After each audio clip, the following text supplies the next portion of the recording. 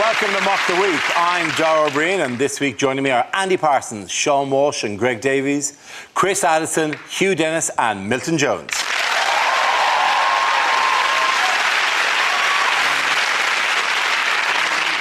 And we start with headliners. Here's a recent picture of FIFA President Sepp Blatter. But what does BSIP stand for? Is it bean sprouts in package? Is it Blatter steals idiots pizza? Is it bullshitter is president? Is it Beckham's spelling is funny?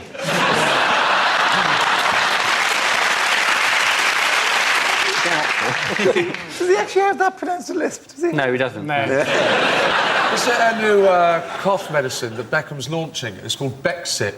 And what happens to the advert? It goes, well, you know, at the end of the day, if you've got the flu, then, you know, you take Bexip, and at the end of the day, you take one in the morning, and then once at the end of the day.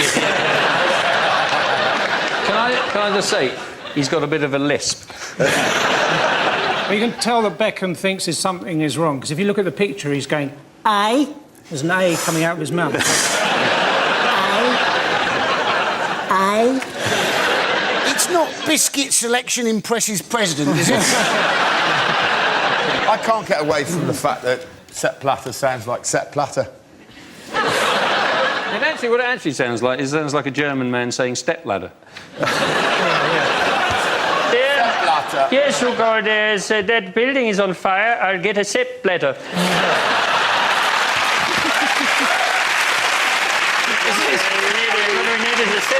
Is it quite a small building? Firemen have a stepladder. Oh, well, turns out this was the wrong thing to bring to the World Trade Center. It's considerably higher than we'd imagined. Anyone know what the correct answer? Blatter stays in power. That's very good. Well done, Chris. That's it. Yes. The answer I was looking for was Blatter stays in power. This is the news that Switzerland's Sepp Blatter has retained the presidency of FIFA following an election in which he was the only candidate. The election went ahead despite calls from the English Football Association to postpone it following months of controversy for FIFA in relation to allegations of corruption and bribery. This, by the way, is the ballot slip that was used in the election. Is that a mock-up from The Sun or something? That's genuinely, that was done over somebody's shoulder, yeah. It looks weirdly like Facebook. Dislike. Yeah. Or indeed when people go, I've never heard of Joseph. Who's Joseph? I've heard of Sepp. He's a friend of mine. And was the German candidate going, well, I was voting for stepladder? That name is very high on that bit of paper, and we need a Sepp Blatter. Yep. Are you going to keep going back to that well again, are you? I'm afraid I will at various points during the show.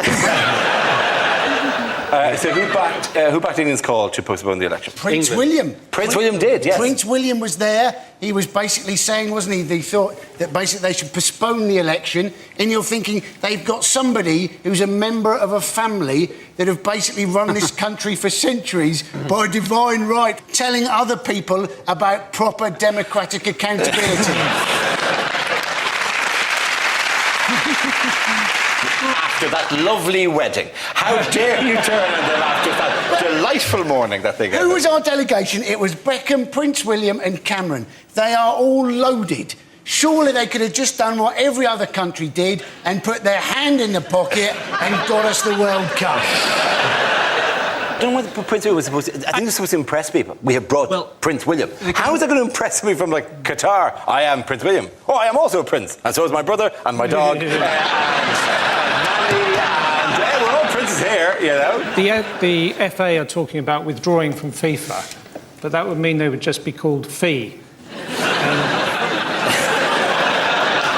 Every time they announced a meeting, they would think that a big giant was coming.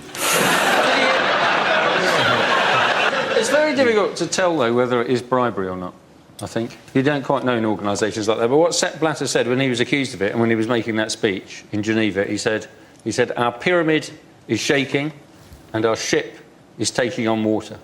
And you think, they've got a pyramid and a ship. Where did they come from? Did the Egyptian delegate go, shut up about the pyramids? The other reason I haven't been worried too much about the news coverage, apart from the fact that Sepp Blatter sounds like stepladder, is because during the coverage, they kept on going on about the Qatari representative, Bin Haman. And every time I heard that, I thought, well, a bit of Benylin will sort that out. Every time I said that to myself. Did you? The whole idea of... Oh, the medicine is in a high cabinet. I will have to get it. A stepladder. I already think the Qataris sound like something out of Doctor Who anyway. I'm of the Qatari. We are third warrior What is this nation. blue box? He's suggested that they now need an ethics committee. And he's appointed to the ethics committee Henry Kissinger, an 88-year-old war criminal. That's who you want on an ethics committee. Who else has he got in mind? Abu Hamza, the child catcher off Chitty Chitty Bang Bang, and the producers of Britain's Got Talent. So why did they want Kim Basinger to be in FIFA? I still can't work out. You say that Kim Basinger is going to be head of FIFA. Is that what you're saying? That's exactly what I said. I said Kim Basinger is going to be head of FIFA. Exactly. So just after I said you need to get a haircut, it's right in front of your ears. Also, you don't want the World Cup in the Middle East, because if any match goes to sudden death, well, that's just tempting.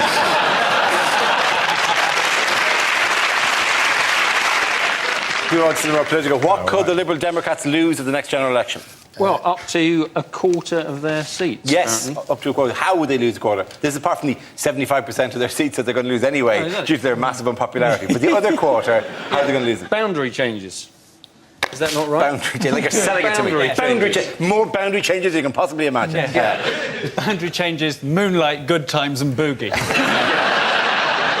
How are they going to decide which 50 MPs to get rid of? Laser Quest. That's what... Or release a lion into the House of Commons, wait till it's had enough, and hope it doesn't go for Eric Pickles first. Then there'll only be 640. I couldn't eat another MP. I'm absolute. Does anybody want this leg? Labour have said it's going to lead to basically more safe Tory seats. Right. But of course, not as much as, there are safe Tory seats now because of the way the Lib Dems are going. Nothing could get worse for Nick Clegg at the moment. His reputation could go no further. If he'd got his knob out at the royal wedding, his popularity would only have increased. I think only if you found out that his charming Spanish wife sold salad would his popularity have been any lower. I think if two Labour MPs find themselves against each other, they should combine, like the Transformers, to make one super MP and destroy all of the Liberals forever. There's something in that plan. Maybe slightly more working out than that.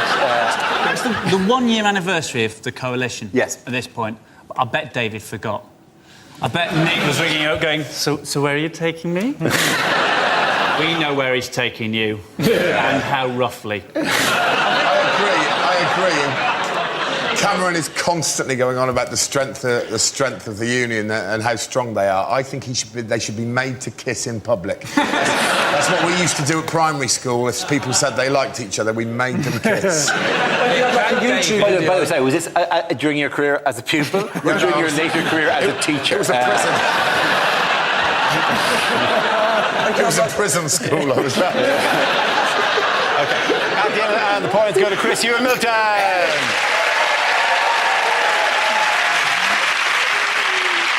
Now we play a round called There's No Super Injunction on Our Ryan Gags. This game involves Greg, Milton and Sean, so if you could make your way to the performance area, please. This round is a stand-up challenge. I launch the wheel of news, and wherever it chooses to stop, one of our performers will step forward and talk about that subject. The winner is whoever I think is the funniest. OK, here we go. The first subject is... trust. Who wants to come in on that? Sean. I get guilty when I'm with a friend and he loses money in his house. This happened to me recently. My friend lost a £5. I thought, does he think Does he think I've taken his fiver? Is this what's happening? He thinks I've taken... I want to say I haven't taken his fiver, but I don't want him to think that I'm guilty. And then I start thinking, hang on, have I taken his fiver? Maybe I've taken his fiver. Maybe I've put his fiver in my pocket. I want to check my pocket. I can't check my pocket. If he sees me checking my pocket, he's going to think I've nicked his fiver. I want to go and hide and check my pocket. I can't hide and check my pocket. If I hide and check my pocket, he's definitely going to think I've nicked his fiver. So I went into the bathroom. I found his fiver. I couldn't go and give it to him. It would have looked like I got guilty, decided to give it back. I can't just leave it there. He's seen me go in. It's going to look like I planted it. So I just nicked it.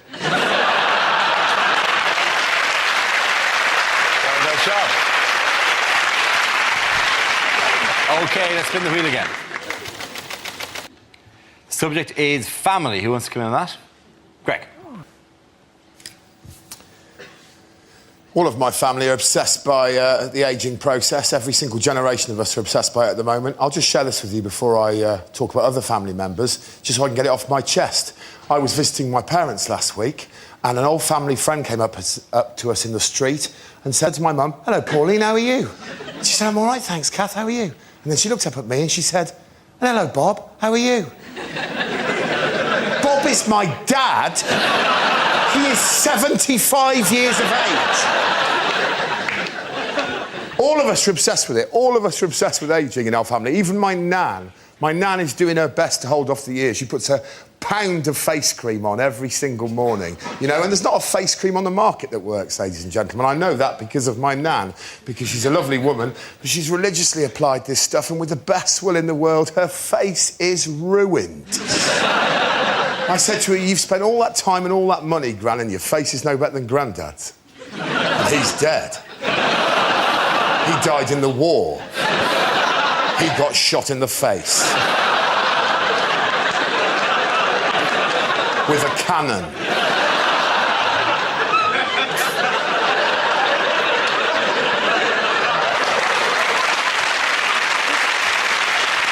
OK. That leaves you with Milton. Let's see what you've been after. Let's spin the wheel. And the subject is travel.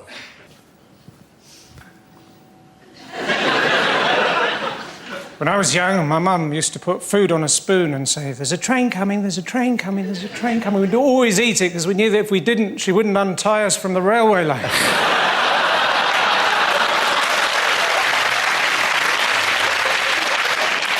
I tried to get here by train today. They said, "Today there's a bus replacement service." So I gave them a tin of pineapple chunks. I said, "What's that?" I said, "That's my money replacement service."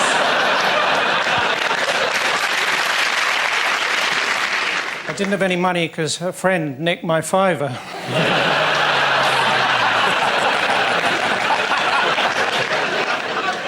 Thanks, that doesn't normally work.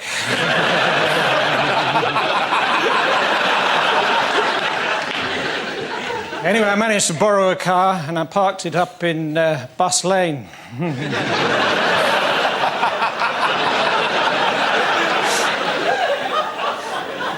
Last year I went on a ballooning holiday, put on 4 stone. The other day I bought one of those off-road vehicles, 3,000 quid, got it home, found out it was a canoe.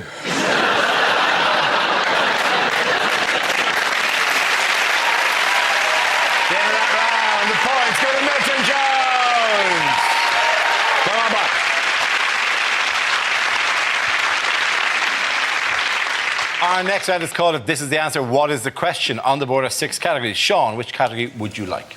Can I go for sport? OK, sport it is. The answer is 500 million. What is the question? Is it the amount of times that Ryan Giggs has got home late and said, extra football training? Is it how many doors do a Jehovah's Witness have to knock on before someone lets them in? Is it how many times does Cheryl Cole have to repeat a sentence before the American public will understand it? Is it how many tiny farmers with their tiny ploughs does it take to make a field of corduroy?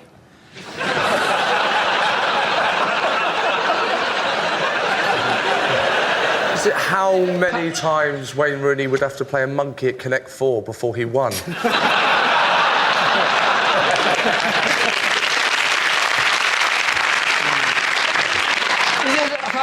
signs would you get if you shagged the headmaster's wife? Is it... If you took the entrails from every adult in the United Kingdom and laid them all out end to end, how many years in prison would you get? Is it how many times do we have to bomb Gaddafi's house before NATO admit that we're actually trying to kill him? Is it how many bumps will Stonehenge get on its next birthday? Is it how many miles I would run to punch Justin Bieber in the face?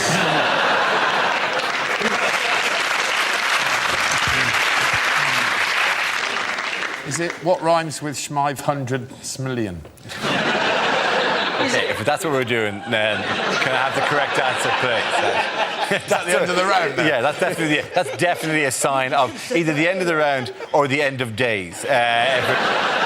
Is it the amount of money they're hoping to earn from selling Olympic tickets? That's close enough. That's absolutely fine. Well done, Annie Park. Thank you. Yes, the question I was looking for was how much does the organising committee of the London Olympics hope to raise from ticket sales for next year's Games? This follows from the revelation that 900,000 people missed out on Olympic tickets in the recent application process. There were 20 million requests for 6.6 million seats. Who has got tickets? Me. You've got tickets? Yeah. Hang on, have you got none tickets? I've got very little and I'm furious. It was a farce, wasn't it? They basically said, oh, we'll take money out of your account and we'll tell you in 3 weeks' time what you may or may not have got. It's like being organised by the Bank of Nigeria. Congratulations, you have won tickets for the Olympics. Just fax 2,000 quid to this random number. And then collect your 400 tickets for the volleyball qualifiers. My wife wanted to go and see the shooting. I'm not paying 80 quid to see shooting in East London. You can see that for free. I think anybody who hasn't got tickets, don't worry too much. Let's face it, the general feeling is that the transport system will still be mucked. There'll be massive queues to get in. Yeah. It'll be £5 a pint. The burgers will be half-cooked. You'll have people with fat thighs sat either side of you and a really tall bloke in front of you with a kid with ADHD.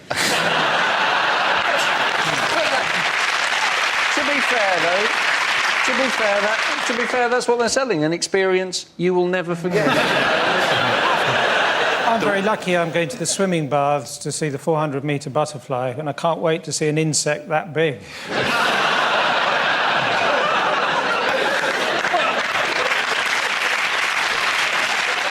OK, which famous Londoner missed out on tickets to the Games? Jack the Ripper. Yes. No, another one. Another more famous Londoner than that. Dick Van Dyke. Not Dick Van Dyke, no. I can't believe it! Oh, Put down for loads of them! Oh, blimey, Mary.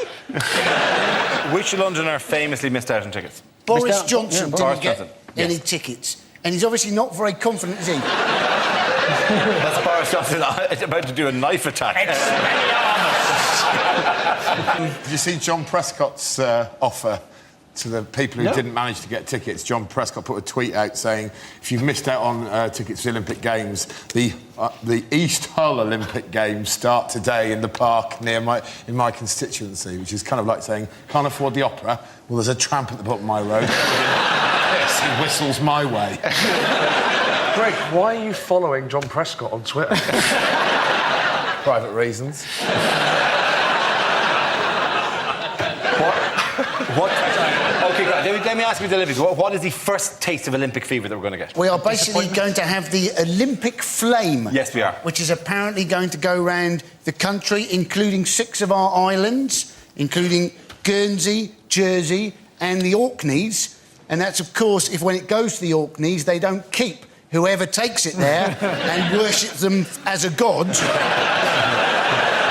It's some former Olympic athletes are going to be taking the torch round. Well, you know that all round the country, street cleaners along the route are going, please not Paula Radcliffe. Please not Paula Radcliffe. I go to East London quite a lot. When it gets to East London, it's just going to be stopped every 5 seconds with people just going, excuse me, I could buy your light, could I? And what's happened? What did the police? What's being offered to the police who are guarding the Olympic torch on this 8,000-mile journey? Counselling. Counselling. Counselling to help them get back into the proper world at the end of it. And they'll have been... Although, actually, they need counselling before they start if you're going to run for 70 days behind a flame. They develop some sort of like moth syndrome if they've been running behind a flame for the last 70. They're just constantly jumping at the moon. For God's sake, don't put him on the night shift again. It was a disaster last time. Jumping over walls to get to people's barbecues and just stand staring at it. I worship the flame now. The flame is my god now.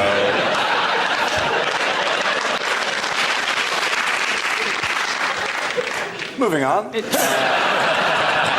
What did Wayne Rooney admit on Twitter this week? He has admitted to having a hair transplant. Yes, he has, yes. Because he said he was being teased by his teammates. And you're thinking, his teammates call him Shrek. That has got very little to do with his hair and a lot to do with his ears and his nose and his face. Is he going to have them transplanted as well? I mean, the best thing you can hope for is still being teased by his teammates, but being called Hairy Shrek. He tweeted, it's still a bit bruised and swollen. When it dies down, you'll be the first to see it. But apparently he was just retweeting Ryan Giggs. Is it standard when you have a hair transplant to have a zip put on the front? What is it What's that zip for? Keep his pyjamas in. Oh, OK. Oh, it's time for bed, My uncle had a hair transplant and he just got great big floppy ears, but he could run fast. I wouldn't like... You've really got to trust the surgeon, haven't you? Because he takes hair from places that you've got lots and he puts them in places where you... Yeah, I don't think it's free reign to just go anywhere at all. It's in the back of your head. What if he did? You could end up looking like a scourer. It's a scouser. Very good. I'm going a bit here, I think. Let's be honest. But I was at one point... Don't taunt me with your I'm going a bit here. What's that about? Yeah, Dara, I've been putting a bit on here as well, by the way. Going a bit at the seams, Dara. Apparently 2 out of 3 men will suffer from male pattern baldness, where obviously you start losing it on the top and then it starts coming out your ears. And you're thinking, that's not much of a pattern, is it? There's nothing worse than when the barber discreetly does your ears. First time he does that. Yeah. After that, you're okay. The dignity you'll take it. But if he goes and just and does the other ear, it's suddenly really loud. And you go, what? It's like a bee has flown into your ear just for a second. What was that? Shut up. Let's never talk of it again. I had a haircut in Turkey and they set fire to my ear hair. Really? Oh, yeah, where they light it, but not the entire thing. Just like they... No, they didn't just... Paraffin all over. Welcome. Thank you for coming to Crazy Omar's Barbershop. All right, give that round of applause for Chris, Hugh and Milton.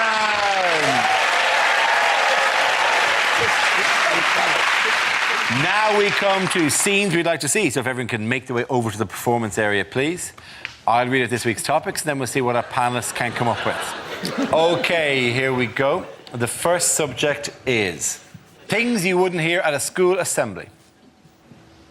OK, today we're going to have a special outing. So, Miss Williams, if you'd like to tell everybody why you're a lesbian.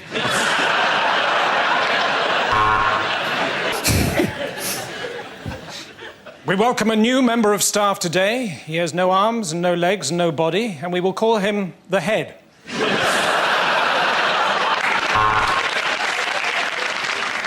Would whoever's milkshake is bringing all the boys to the yard, please stop it. I'm sorry to keep you waiting, boys and girls. I've just had a shit the size of a baby seal. If you are found in possession of cocaine, you will be given 100 lines. No, wait. And today in the after-school club, we're going to be using paper mache to make a mother that actually loves you enough to pick you up at 3 o'clock. I'm delighted to say that during the summer holidays, Mr. Wang married Miss Kerr.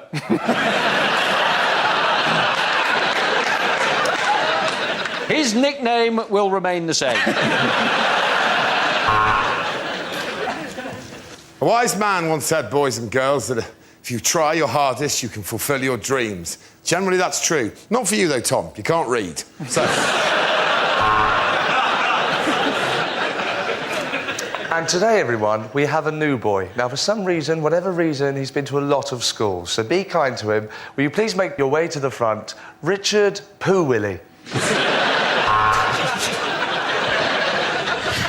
A word about registers. Most of the staff are on one.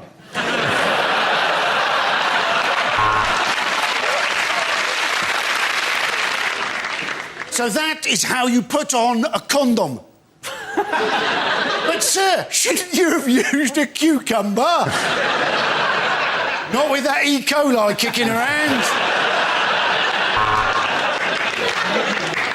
Sorry I'm late. I just had a bit of a run-in with an interactive whiteboard. It told me to fuck off. I've had all your mums. The next topic is unlikely things to hear on a TV talent show. Tonight, I'm going to be climbing a SIP ladder.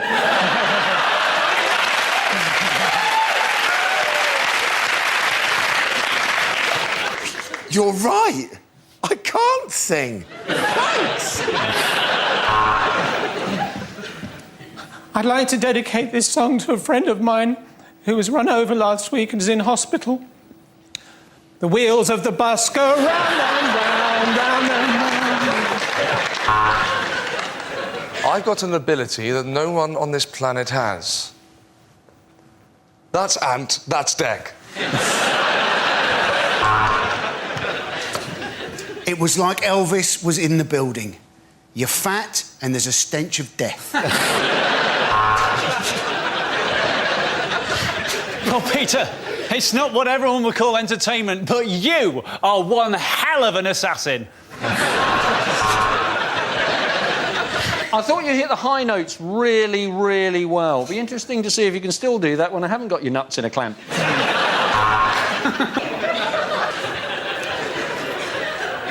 Oh, where's my double act partner? Oh, he's in here.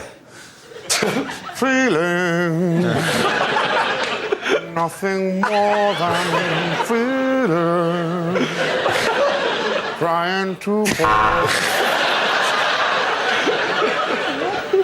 When you said you were going to ride a donkey...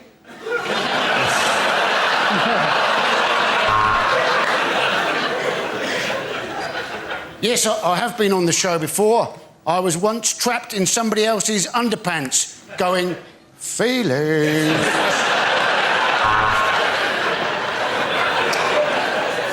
That was an exceptional performance, and the way that you have overcome your blindness is truly inspirational. But this is a chip shop, the X Factor audition. I'm going to be honest with you. I think you're all terrible, OK? All of you, you're completely dreadful. I don't know what you're doing. Especially you, Hasselhoff. What have you done since Baywatch?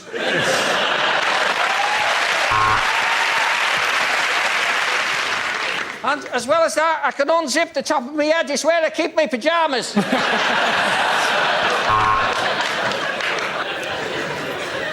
I know you said you were a Gary Glitter tribute act, but we weren't expecting you to do that.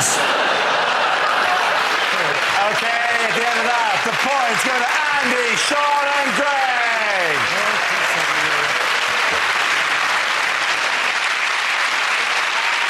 That's the end of the show. This week's winners are Chris Anderson, Hugh Dennis and Milton Jones. Commiserations to Andy Parsons, Sean Walsh and Greg Davies. Thanks for watching. I'm Dara Breen. Good night.